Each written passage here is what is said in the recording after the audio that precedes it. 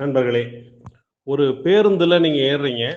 அந்த பேருந்துல ஏறி நீங்க உட்கார்ந்த பிறகு கண்டக்டர் உங்ககிட்ட வராரு. வந்து உங்களுக்கு டிக்கெட் குடுக்குறதுக்காக நீங்க எங்க போகணும்னு கேட்கிறாரு.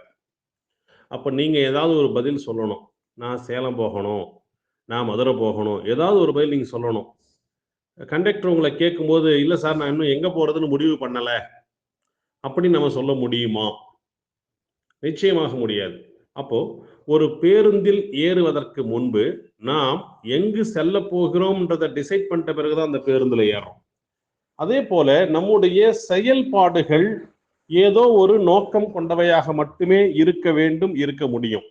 நீங்க ஒரு விஷயம் செய்றீங்கன்னா, அதுக்கு ஏதாவது ஒரு காரணம் இருக்கணும். அதுக்காக உங்களுக்கு ஒரு லட்சியம் இருக்க வேண்டும்.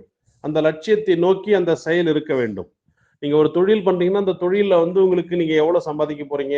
பிரேக் ஈவன் என்ன? அந்த மாரி உங்களுக்கு ஒரு லட்சியம் இருக்க வேண்டும். எந்த அளவுக்கு அத விரிவுபடுத்த போறீங்கன்னு சொல்லிட்டு. நண்பர்களே, உங்களுடைய லட்சியத்தை நீங்கள் சரியாக முடிவு செய்யுங்கள். உங்களுடைய கோல நீங்க செட் பண்ணுங்க.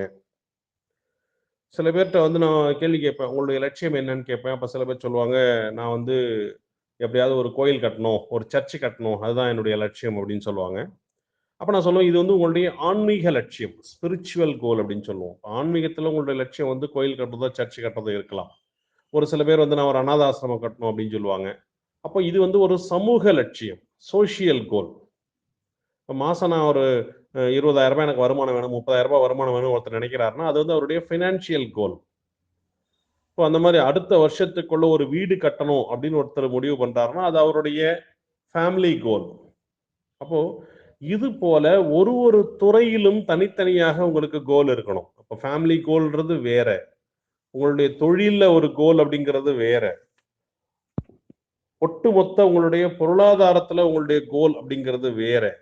ஆன்மீகத்துல உங்களுடைய கோல் வேற. இப்படி ஒண்ணொண்ணுத்துக்கும் தனித்தனியாக நீங்க உங்களுடைய கோல செட் பண்ணணும். உங்க லட்சியத்தை முடிவு செய்ய வேண்டும். நண்பர்களே, கோல் ஃபிக்ஸ் பண்ணும்போது, அத வந்து உங்க மனசுல மட்டும் ஃபிக்ஸ் பண்ணாம ஒரு டைரி எடுங்க. அந்த டைரியில எழுதுங்க. முடிஞ்சா உங்களுடைய மென்டார் அல்லது உங்களுடைய ஃபேமிலி, ஃபிரெண்ட்ஸு முக்கியமான ஆட்கள்ட்ட உங்களுடைய கோல சொல்லுங்க. அதற்கு அடுத்தது, அந்த கோல நீங்க அடைய வேண்டும் என்றால், அந்த லட்சியத்தை நீங்கள் அடைய வேண்டும் என்றால், அதற்கு நீங்க என்ன செய்ய போறீங்க? எப்படி அத செயல்படுத்த போறீங்க என்ற ஒரு செயல் திட்டத்தை தயாரியுங்கள். Plan of action. கோல் என்பது நீங்கள் போய் சேர வேண்டிய ஒரு இடமாக இருந்தால், நீங்க போய் சேர வேண்டிய இடம் கோல் அப்படின்னா, உங்கள அந்த கோலுக்கு அழைச்சுக்கிட்டு போற ஒரு வாகனம், ஒரு வெஹிக்கிள் அதுதான் வந்து செயல் திட்டம். Plan of action. அப்ப அந்த கோலை எப்படி அடையறதுங்கிறது முக்கியம். சும்மா நீங்க வெறும் கோல மட்டும் ஃபிக்ஸ் பண்றதுனால அத அடைஞ்சிட முடியாது. அதை எப்படி அடைவது அப்படிங்கிறதையும் நீங்க வந்து ஃபிக்ஸ் பண்ணணும். அதே போல ஒரு கோல் ஃபிக்ஸ் பண்ணும்போது, ஏதோ ஒரு கோல் அப்படின்ற மாரி எளிமையான ஒரு கோல நீங்க ஃபிக்ஸ் பண்றது சரியாக வராது. நீங்க ஒரு கோல் ஃபிக்ஸ் பண்றீங்கன்னா, அது பெருசா இருக்கணும். சாதாரணமாக உங்களால எளிமையா அடையக்கூடிய ஒரு விஷயத்த நீங்க கோலா ஃபிக்ஸ் பண்றத விட, கொஞ்சம் சிரமப்பட்டா அத அடைய முடியும் அப்படிங்கிற ஒரு விஷயத்த நீங்க கோலா ஃபிக்ஸ் பண்றது சரியாக இருக்கும். Think big. பெரிதினும் பெரிது கேள். அதனால சாதாரண கோல ஃபிக்ஸ் பண்ணாதீங்க. பெரிய கோல ஃபிக்ஸ் பண்ணுங்க. சரியான கோலை முழுமையான செயல் திட்டத்துடன் நீங்க ஃபிக்ஸ் பண்ணிட்டீங்கன்னா, ஒரு கோலையும் ஃபிக்ஸ் பண்ணி, சரியான கோலா இருந்து, அந்த சரியான கோல் வந்து சரியான கோல்னா அதுக்கு சில ரூல்ஸ் அண்ட் ரெகுலேஷன்ஸ் இருக்கு. அதெல்லாம் ஃபாலோ பண்ணி அந்த கோல ஃபிக்ஸ் பண்ணி, அதை அடைவதற்கான செயல் திட்டத்தை நீங்கள் சரியாக திட்டமிட்டால், கிட்டத்தட்ட 50% வெற்றி உங்களுக்கு கிடைச்சிருச்சுன்னு அர்த்தம். நீங்க செயல்படுத்த போறது கொஞ்சம் தான். அப்போ நீங்க எந்த அளவுக்கு சரியாக திட்டமிடுகிறீர்களோ, அதில் உங்களுடைய வெற்றி அமைந்திருக்கிறது. நண்பர்களே, ஒரு ஏழை சிறுவன். இந்த ஏழை சிறுவன் ரோட்ல நடந்து போயிட்டு இருக்கும்போது, ஒரு விலை உயர்ந்த கார் அங்க நின்னுட்டு இருக்கு. அத பார்க்குறான். அப்ப அந்த கார சுத்தி வந்து பார்க்குறான். ஆஹா! இவ்வளவு நல்லா இருக்கு கார் அப்படின்னு சொல்லிட்டு. அப்ப அந்த கார்ல ஒருத்தர் உட்கார்ந்திருக்கார். அந்த காருக்கு சொந்தக்காரர். இந்த சிறுவன் ஆர்வமா அந்த கார சுத்தி பார்க்கிறத பார்த்துட்டு, அவனுக்கு வந்து "நீங்க உட்காரு கார்ல உன்ன ஒரு ரவுண்டு கூட்டு போயிட்டு வரேன்னு" சொல்லிட்டு, அந்த சிறுவன அந்த கார்ல உட்கார வச்சு, கொஞ்சம் தூரம் ஓட்டி போயிட்டு, அதுக்கப்புறம் அந்த சிறுவன இறக்கி விடுறாரு.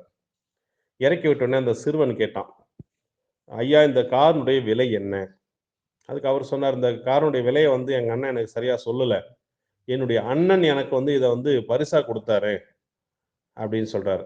சொல்லிட்டு அந்த சிறுவன்ட்ட சொல்றாரு, "உனக்கு கூட என்ன மாரி ஒரு அண்ணன் உனக்கும் இருந்திருந்தா நல்லா இருந்திருக்கும் இல்ல?" அப்படின்னு சொல்லி அவரு சொல்றாரு.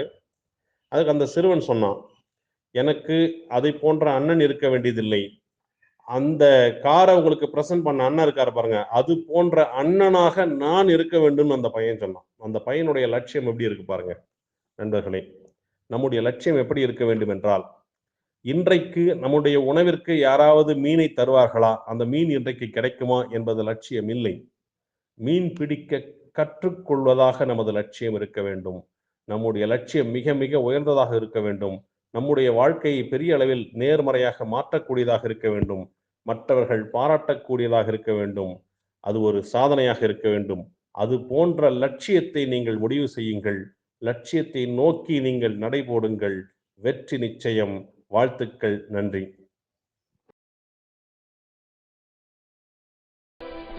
சார், உங்களை ரொம்ப மிஸ் பண்றோம் சார். நீங்க மட்டும்தான் என்ன மிஸ் பண்றீங்களா? ஏன் நான் உங்களை மிஸ் பண்ணல?